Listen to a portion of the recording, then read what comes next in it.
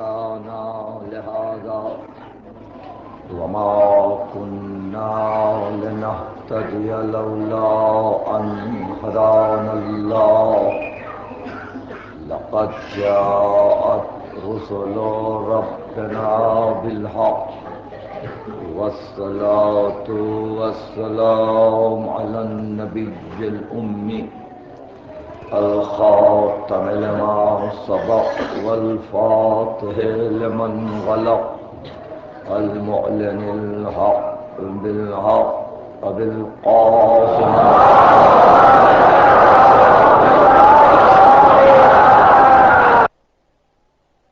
بيته الطيبين الطاهرين المعصومين المظلومين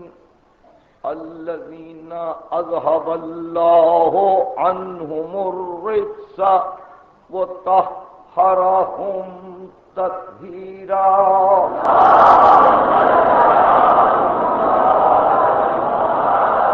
أما بعد فقد قال الله سبحانه وتعالى في محكم كتابه الحكيم ألم تروا أن الله سخر لكم ما في السماوات وما في الأرض وأسبغ عليكم نعمه ظاهرة وباطنة ومن الناس من يضل والكتمير.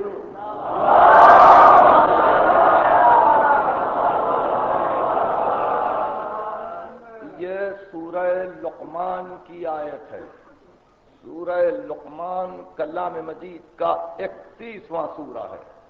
میں نے اس کی 20ویں آیت کی تلاوت کی عزت حاصل کی ہے.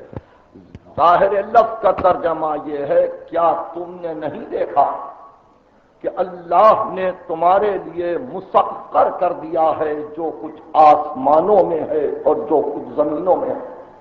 اور اللہ نے اپنی نعمتوں کو تم پر مبذول فرما دیا ہے. وہ نعمتیں ظاہری بھی ہیں باطنی بھی ہیں. اور انسانوں میں کچھ لوگ ہیں جو اللہ کے مسائل میں علوم الہی میں جدال کرتے ہیں بغیر ہدایت، بغیر کتاب منیر، اور جن کو کوئی حق نہیں پہنچتا کہ بغیر علم وہ اللہ کے مسائل میں گفتگو کریں. اس آیت کے عنوان کا اور اس کو عنوان بنانے کا واحد مقصد یہ ہے کہ صرف آپ اپنے مشاہدات، اپنے محسوسات، اپنے واردات، اپنے ارد گرد اور اپنے ماحول پر اگر غور کریں تو پتہ چلے گا کہ علوم جدیدہ اور انکشافات عصریہ نے واقعی یہ ثابت کر دیا ہے کہ کائنات کس طرح سے مسخر ہوتی جا رہی ہے اور انسان کس طرح نوامی سے قدرت پر قابو پاتا چلا جا رہا ہے. مگر آج یہ امر محل گفتگو نہیں. آج گفتگو صرف اس بات پر ہے وہ اسبغ علیکم نعمہ ظاہرۃ و باطنہ. اللہ نے اپنی نعمتوں کو، اس کے ظاہر و باطن کو تم پر مبذول کر دیا ہے. ظاہر ہے کہ ہم اپنے ارد گرد سب نعمتوں ہی کو پاتے ہیں. ہماری حیات پہلی نعمت ہے جو ہم کو عطا ہوئی ہے. ہماری زندگی یہ بڑی نعمت ہے کہ جس کے ساتھ ہم آگے بڑھ رہے ہیں. اور پھر ادراک، عقل، شعور، حواس، معرفت، محبت، ایمان، یہ سب وہ نعمتیں ہیں کہ جن کی اگر فہرستیں بنائی جائیں تو پتہ چلے گا کہ اس کی گنتی ہم سے ناممکن ہے. مگر ذات واجب نے خود ان نعمتوں کی تشریح قرآن مجید کے مختلف مقامات پر فرمائی ہے. ارشاد ہوتا ہے ایک مقام پر سورہ نحل میں تمہارے لباس کا تذکرہ کر کے، تمہارے مکان کا تذکرہ کر کے، تمہاری زندگی کے مختلف گوشوں کا تذکرہ کر کے ارشاد ہوتا ہے کہ یرید ان یتم نعمتہ علیک. اور یہ ساری چیزیں اسی لیے ہیں کہ اللہ نے یہ طے کیا ہے کہ اس کی نعمتیں تم پر اسی طرح سے پوری ہوتی رہیں. اور جہاں رزق کا تذکرہ کیا، جہاں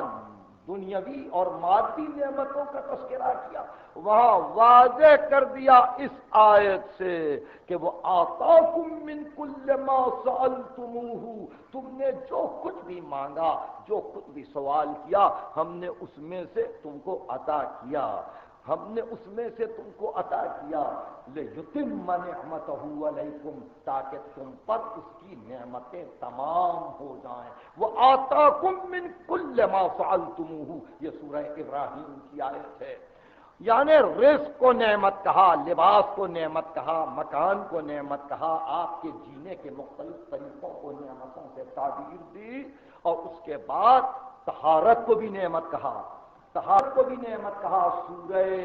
مائدہ میں وضو اور تیمم کی آیت کے بعد ارشاد ہوتا ہے کذالک یرید اللہ ان یطہرکم لیتم نعمتہ علیکم، اللہ یہ چاہتا ہے کہ تم کو اس طرح سے طاہر کرے تاکہ نعمتیں اتمام پہ پہنچ جائیں۔ یعنی طہارت ظاہری بھی نعمت ہے، اسی طرح سے علم کو نعمت قرار دیا، اور حضرت یوسف کو ارشاد ہوا سورہ یوسف وہ یعلمک من تاویل الاحادیث لیتم نعمتہ علیک، تجھ کو تاویل احادیث کا علم دیا گیا تاکہ نعمتیں تجھ پر تمام ہو جائیں۔ حضرت عیسیٰ کے لیے ارشاد ہوا سورہ مائدہ میں یا عیسی ابن مریم اذکر نعمتی علیک وعلی والدتک اذ ایدتک بروح القدس تکلم الناس فی المہد وکہلا واذ علمتک الکتاب والحکمت والتوراۃ والانجیل، اے مریم کے بیٹے عیسیٰ یاد کرو اس وقت کو جب کہ ہماری نعمتیں تم پر مبذول تھیں،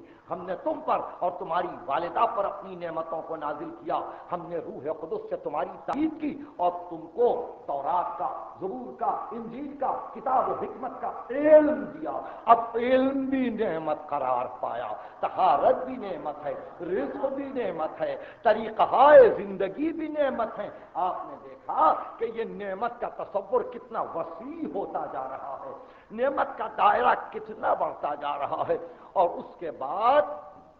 جب انہی نعمتوں کا تذکرہ پھیلتا گیا تو ارشاد ہوا کہ دیکھو کائنات میں وہ انسان جس کو سب سے زیادہ عزیز رکھتے ہیں، اور وہ انسان جو دائرہ خلقت میں سب سے اول بھی ہے آخر بھی ہے، اس انسان پر اپنی نعمتوں کو تمام کرتے ہیں۔ اور وہاں ارشاد ہوا کہ دیکھو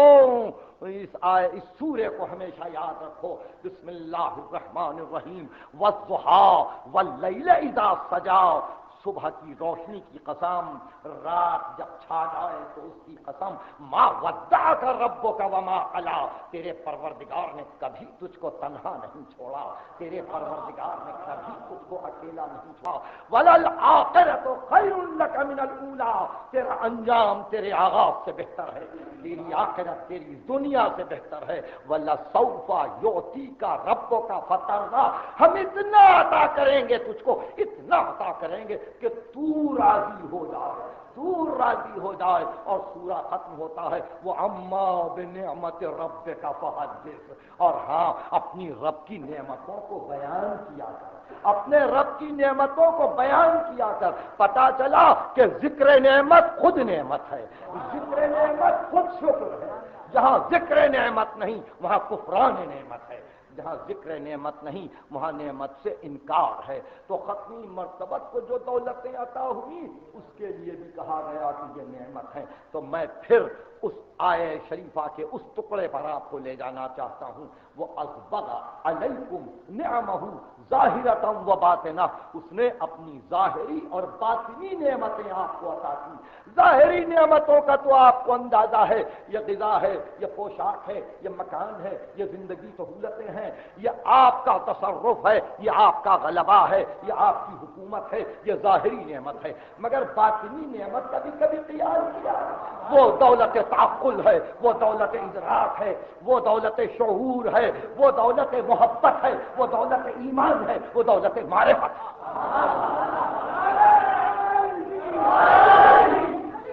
بہرحال اب آپ کو اس بات کا اندازہ ہوا کہ ایک نعمت ظاہری ہے، ایک نعمت باطنی۔ کبھی کبھی نگاہ ظاہر باطنی نعمتوں کا اندازہ نہیں لگا سکتی، باطنی نعمتوں کا اندازہ نہیں لگا سکتی کہ کس کو باطنی نعمتیں حاصل ہیں اور کون باطنی نعمتوں سے لذت اندوز ہو رہا ہے، اس کو نگاہ عمومی شاید نہ سمجھ سکے۔ اس لیے آپ خود دیکھتے ہیں کہ کائنات میں جب کہ ہر طرف اس کی نعمتیں ہیں، کتنے دہریے دنیا میں ہیں، کتنے لامذہب دنیا میں ہیں، کتنے اللہ سے بیزار دنیا میں ہیں، کتنے دین سے دشمن دنیا میں ہیں۔ اسی لیے ارشاد ہوا سورہ نحل میں، یعرفون نعمت اللہ ثم ینکرونہا، اللہ کی نعمت کو پہچان کے انکار کر رہے ہیں، وہ اکثرہم الکافرون، ان کی اکثریت کافر ہے، اس لیے کہ اللہ کی نعمت کو پہچانتے ہیں، جانتے ہیں، پھر بھی انکار کیے چلے جا رہے ہیں اور کفر کر رہے ہیں۔ تو اس طرح سے جب نعمتوں کی بات چھڑ گئی تو پھر ایک نعمت اور آپ کو معلوم ہے جو آپ سے بہت قریب ہے، بہت نزدیک ہے، مگر آپ نے سوچا جہاں دین کی تبلیغ ہوئی، جہاں دین درجہ کمال پر ہوا، جہاں رسول نے اپنے مقصد رسالت کو ختم کیا، آواز آئی الیوم اکملت لکم دینکم واتممت علیکم نعمتی، دین کامل ہو گیا، نعمتیں درجہ تمام پر پہنچ گئی۔ آپ نے ملاحظہ فرمایا کہ نعمت اپنے اتمام پر پہنچ گئی، دین کامل ہو گیا، تو راز تبلیغ رسالت، انجام تبلیغ رسالت یہ ہے کہ نعمتیں اتمام پہ پہنچ جائیں۔ تو اس منزل پر پہنچ کر ایک بات آپ سے پوچھتے ہیں اور وہ بات آپ سب کو یاد ہے، آپ سب کو یاد ہے، اور وہ یہ کہ اتنی نعمت کے تذکرے کے بعد آپ مجھے بتلا سکتے ہیں کہ گفتگو کیوں چھڑی؟ یہ گفتگو کیوں چڑھی؟ فقط اس لیے کہ ایک آیت آپ کو یاد ہے، صبح سے شام تک مسلسل آپ پڑھتے ہیں، صبح سے شام تک آپ مسلسل پڑھتے ہیں۔ اب اس کی طرف متوجہ کرتا ہوں، اہدنا الصراط المستقیم صراط الذین انعمت علیہم، پروردگار صراط مستقیم کی ہدایت فرما ان لوگوں کا راستہ جن پر تو نے اپنی نعمتوں کو نازل کیا ہے، ان لوگوں کا راستہ جن پر تو نے اپنی نعمتوں کو نازل کیا ہے، نعمتوں کا راستہ نہیں، نعمتوں کا راستہ نہیں، نعمتیں رہبر نہیں، نعمتیں راہ نہیں بتلاتی، نعمتیں ضرورت کی تکمیل کے لیے ہیں، نعمتیں ارتقاء بشریت کے لیے ہیں، نعمتیں سیر کمال بشر میں ممد و معاون ہیں، مگر جن پر نعمتیں نازل ہوتی ہیں وہ راہبر ہیں، وہ راستے کو بتلاتے ہیں، وہ ساتھ لے کے چلتے ہیں، منزل تک پہنچاتے ہیں۔ پروردگار ان لوگوں کے راستے کی ہدایت فرما جن پر تو نے اپنی نعمتوں کو نازل کیا ہے۔ جیسے ہی یہ گفتگو ہوئی پہلے پتا چلا کہ کون ہوگا محمد سے بڑھ کے جس پر نعمتیں نازل ہوئی ہیں، کون ہے وہ انسان محمد عربی سے زیادہ، وہ اما بنعمت ربک فحدث، کہ اپنے رب کی نعمتوں کا ذکر کیا کرو۔ ساری نعمتیں تو پیغمبر پہ ختم ہو گئی، تو مطلب یہ راستہ پیغمبر کا، یہ بحث مناسب ہے، راستہ پیغمبر کا، وہ راستہ جو پیغمبر دکھلائے، وہ راستہ جو پیغمبر دکھلائے، یعنی اب صرف نعمت ایبسٹریکٹ نہیں رہی بلکہ شخص سامنے آ گیا، یعنی اب صرف مقصد نہیں ہے بلکہ اشخاص سامنے آ گئے۔ صراط الذین انعمت علیہم، ان لوگوں کا راستہ جن پر تو نے اپنی نعمت نازل کی ہے، تو ایک ان میں محمد ہے، ایک، اور ایسے جتنے آئے وہ سب محمد عربی سے قریب رہے، جدا نہیں ہو سکتے، الگ نہیں ہو سکتے، ان کے ساتھ ساتھ رہیں، انہی کے بتلائے ہوئے پروگرام پر چلیں اور بتلائیں کہ دیکھو ان کا راستہ یہ نعمت ہے، ان کا راستہ یہ نعمت ہے۔ گفتگو جب اس منزل پر پہنچی تو آج روز عاشور شام کے وقت جب میں آپ کو خطاب کر رہا ہوں تو آخری آیت پڑھ رہا ہوں سورہ آل عمران سے، کہ جہاں ارشاد ہوتا ہے لا تحسبوا للہ امواتا بل احیاء عند ربهم یرزقون، دیکھو کشتگان راہ خدا کو مردہ نہ سمجھنا، وہ زندہ ہیں، اپنے رب کے پاس رزق پا رہے ہیں۔ وہ فرحین بما آتاہم اللہ من فضلہ، اور خوش ہیں کہ اللہ نے ان کو اپنے فضل و کرم سے یہ عطا کیا ہے۔ وہ یستبشرون بالذین لم یلحقوا بہم، اور بشارت طلب کرتے ہیں، مسرور ہوتے ہیں یہ دیکھ کر کہ بعد میں آنے والے، ان کے بعد آنے والے جو ابھی ملحق نہیں ہوئے ہیں، وہ اتنے منزل پر کامل آ رہے ہیں کہ اللہ خوف علیہم ولا هم یحزنون، کہ بعد میں آنے والوں کو نہ خوف ہے نہ حزن ہے۔ وَيَسْتَبْشِرُونَ بِنِعْمَةٍ مِّنَ اللَّهِ وَفَضْلٍ، اور وہ شہداء بشارت طلب کرتے ہیں نعمت الہی کی اور فضل الہی کی ان بعد میں آنے والوں کے لیے۔ تو نعمت کا ذکر اس منزل پر بھی ہے آل عمران کی اس آیت میں، جہاں کشتگان راہ خدا کا ذکر ہے کہ ان پر بھی نعمتیں نازل ہوئی اور ان کے بعد آنے والوں کے لیے نعمتیں طلب کی جاتی ہیں۔ تو شہادت نعمت ہے، شہادت نعمت ہے۔ شہادت اس لیے نعمت ہے کہ شہادت کمال علم ہے، شہادت اس لیے نعمت ہے کہ کمال علم ہے۔ یعنی شام غریبان کربلا صاحبان ایمان کے لیے صبح ایمان بن جاتی ہے، صبح ایمان بن جاتی ہے، اور وہ اپنے صبح ایمان کے نور میں جب شہداء کو دیکھتے ہیں تو پتہ چلتا ہے کہ ان کے علم اور ان کے حق پر واصل ہونے کا انجام یہ ہے کہ اپنے کمال علم سے وہ توحید الہی کی گواہی دے رہے ہیں، وہ شہید ہیں توحید الہی پر۔ شہد اللہ انہ لا الہ الا ہو والملائکۃ واولو العلم قائما بالقسط، اللہ گواہی دیتا ہے کہ خدا ایک ہے، ملائکہ گواہی دیتے ہیں، اور صاحبان علم جو عادل پر قائم ہیں وہ گواہی دیتے ہیں۔ یہ صاحبان علم ہیں جو مقام شہادت پر فائز ہیں، یہ شہداء ہیں جو توحید الہی کے گواہ بنتے ہیں۔ اس لیے مانوس دل، مانوس نگاہیں،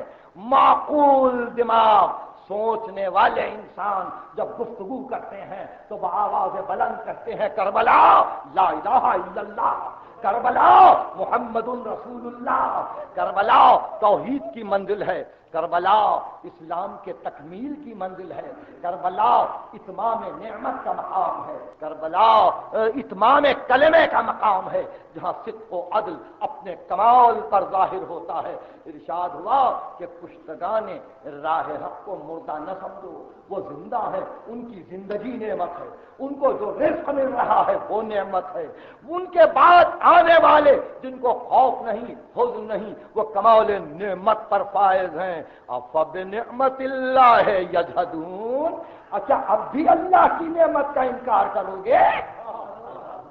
افبنعمت اللہ یجحدون، کہ اب بھی اللہ کی نعمت کا انکار کرو گے؟ کربلا کو سمجھنے کی کوشش کرو۔ کربلا تجدید ہستی مومن، کربلا انتہا گاہ محبت، کربلا منائے حقیقی، کربلا وہ جو معرفت کی راہوں کو معین کر دے، کربلا جو صحیح معنی میں محبت آل محمد کو پہچنوا دے، یہ کربلا۔ اور اس کربلا کی شام اور آج کی شام، اس کربلا کی شام اور آج کی شام، اب بتائیں آپ کہ اس منزل پر میرے لیے وجود اس کے اور کیا ہے کہ میں اسی زمین سے پوچھوں کہ اے کربلا بتلا آج کی شام کیسے گزری، کربلا پہ ڈوبنے والے آفتاب بتلا آج کی شام کیسے آئی، افق کربلا سے نکلنے والے چاند بتلا آج کی شام کیسے آئی۔ اللہ، یہ وہ منزل ہے کہ جہاں بے اختیار دل بے چین ہو جاتا ہے، اور ایسی ہی منزل پر سلام علیکم بما صبرتم فنعم عقبی الدار، تم پر سلام ہو، کیسا صبر کیا تم نے، کیا انجام ہے تمہارا۔ سلام علی عباد اللہ الصالحین، اللہ کے صالح بندوں پر ہمارا سلام ہو۔ سلام علی عبادہ الذین اصطفیٰ، مصطفیٰ بندوں پر ہمارا سلام ہو، وارثان کتاب پر ہمارا سلام ہو جو مصطفیٰ بندے ہیں، سلام ہو ہمارا حسین مظلوم پر، سلام ہو ہمارا فرزند فاطمہ پر، سلام ہو ہمارا اس پیشانی پر جو زخمی ہو چکی ہے، سلام ہو ہمارا، سلام ہو ہمارا اس سینے پر جو زخمی ہو چکا تھا، سلام ہو ہمارا اس سر پر جو نوک نیزہ پر چڑھ چکا تھا، سلام ہو ہمارا اس لاش اقدس پر جو پامال ہو چکا تھا، سلام ہو ہم غریبوں کا، سلام ہو ہم عزاداروں کا، ان جلے ہوئے خیموں پر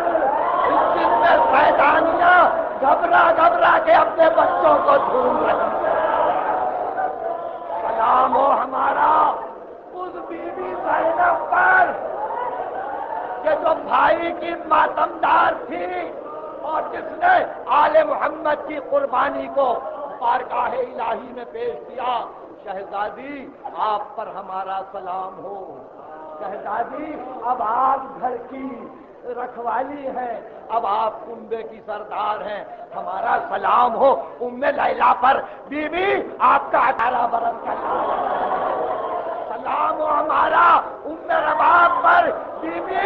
آپ کا 6 مہینے کا بچہ مقتل میں سو رہا ہے، سلام ہو ہمارا، سلام ہو ہمارا بی بی سکینہ پر، سلام ہو ہمارا بی بی سکینہ پر جو باپ کو یاد کرتے کرتے مقتل میں پہنچ گئی۔ بابا کہاں ہو بابا، بابا کہاں ہو، سلام ہو ہمارا شہزادی سکینہ پر جو بہت پیاسی ہیں، سلام ہو ہمارا اس بیوی پر کہ جس کی پیاس کو بجھانے کے لیے عباس گئے پھر واپس آئے، سلام ہو ہمارا شہزادی سکینہ پر کہ جس کو آج کی رات حاضری آنے پر ایک جام آب دیا گیا، اس نے پوچھا پھوپھی اماں مجھے کیوں دیتے ہیں، کہا بی بی تو بہت پیاسی ہے نا، پانی پی لے سکینہ،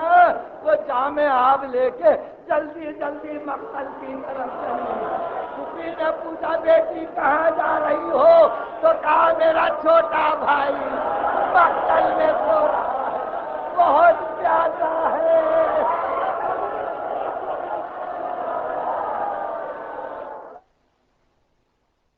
سلام الرجیم بسم اللہ